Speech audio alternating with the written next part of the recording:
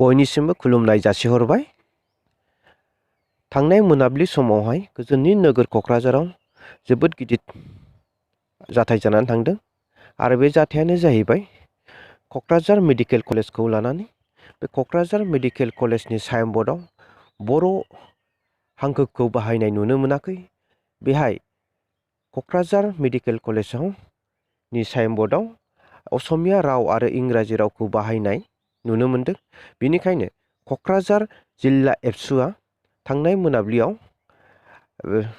Kokrajhar medical कलेजनि साइनबर्डखौ बिथांमोनहा बोख्लायहैदों। जोबोद दुखुनांथाव जाथाय जि क'क्राझार मेडिकेल कलेज बायदियाव जुदि क'क्राझारावनो बर' रावखौ जुदि बाहायाब्ला अब्ला बहाथो बाहायबावगोन। बेसेबांबा गिदिर अनुस्थान दिनैहाय मेडिकेल कलेज बायदियाव बर' हांखोखौ जुदि बाहायाब्ला, बर' रावखौ जुदि बाहायाब्ला, गुबुननि रावखौ जुदि बाहायोब्ला दिनैहाय बोरैहाय बर' रावा थांनानै थागोन।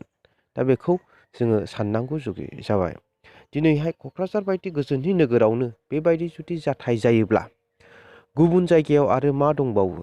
दा बेखौ जोंनि गासिबो गोरों गोरा बर' सुबुंफ्रा साननांसिगोन। मानो होननानै बुङोबा गोबाव सम बर'आ गुबुननि आथिं सिङाव दङ, दिनैसिमबो दङ। दा बिनिखायनो जोङो बर' हारिया बयबो खौसे जानानै बर'नि राव थुनलाइखौ बासायनो थाखाय बर' हांखोखौ आरो जोङो गोख्रोङै फोथांनो थाखाय बयबो नाजानांसिगोन। दा बिनिखायनो बर' रावखौ बयबो गोरों गोराजों लोगोसे रायजो राजा बिथांमोनहा बयबो फोथांनो थाखाय बयबो सांग्रां जानांसिगौ। गोजोननि नोगोर क'क्राझार बायदियावनो बेबायदि जुदि जाथाय जायोब्ला अब्ला गुबुनाव आरो माथो दंबावो।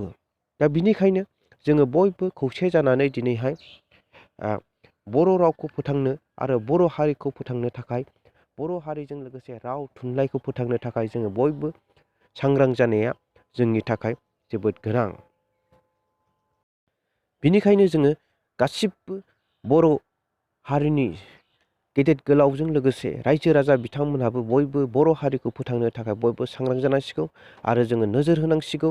बर' रावखौ जोंनि बड'लेण्ड ओनसोलाव जुदि बाहायाब्ला आरो गुबुन जायगायाव आरो माथो बाहायबावगोन। दा बिनिखायनो जोङो मोनफ्रोमबो दखान, मोनफ्रोमबो अनुस्थान फनुस्थान बेफोराव जाहाथे बर' रावखौ बाहायो। बिनिखायनो जोङो बयबो नोजोर होनांसिगोन जोंनि बर' रावखौ फोथांनानै लाखिनो थाखाय। गोजोनथोंसै, एसेनोसै।